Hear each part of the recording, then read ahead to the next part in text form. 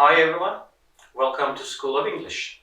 In this lesson, we're going to study the formation of past perfect tense in English. Let's jump in. Helping verb.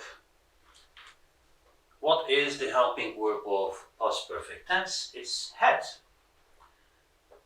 How about its constructions? Apostrophe D is its construction in positives and hadn't for had not in negatives.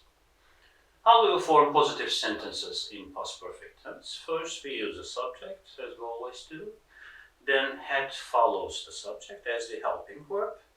And afterwards, we use past participle, verb 3. Don't forget that. Whatever the type of sentence is, in past perfect tense, we always use the third form of the verb. I mean, past participle form of the verb. Examples: I had done the washing up when he arrived. He called off the meeting because an unexpected problem had occurred. We had met them at the party before we left. After they had learned the truth, they decided to take action. Have you noticed that we do not use past perfect tense alone? Always another sentence accompanies, because past perfect is one of the other tenses that needs a point of reference in time. In the use part, while we are talking about the use of past perfect tense, we are going to have a look at the logic behind this. Okay. How about negative examples? I was surprised because I hadn't seen such a performance before. He hadn't had breakfast before he left is another example for negatives. How about questions? We use had at the beginning. Had you posted the letter before he called you? Had you cooked dinner when you arrived? As you notice, there is an order of events here. Past perfect tense shows us the order of events in the past. So we cannot use it alone. There should be another point of reference. It may either an event or a specific time. Now, we're going to talk about it in our use video. This is what we have just talked about. Time reference.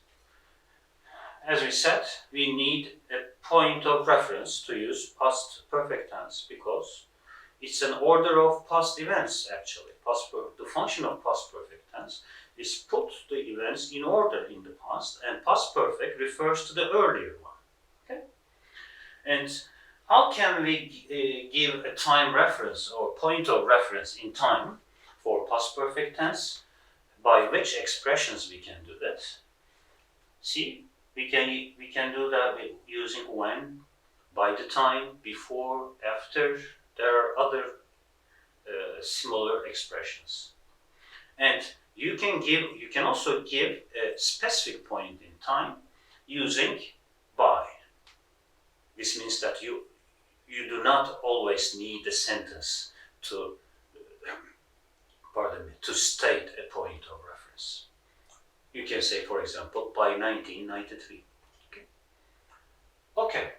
If the time reference is a sentence, it is normally in simple past tense. This is another important point. While studying past perfect tense, you need to notice the second sentence is normally simple past tense.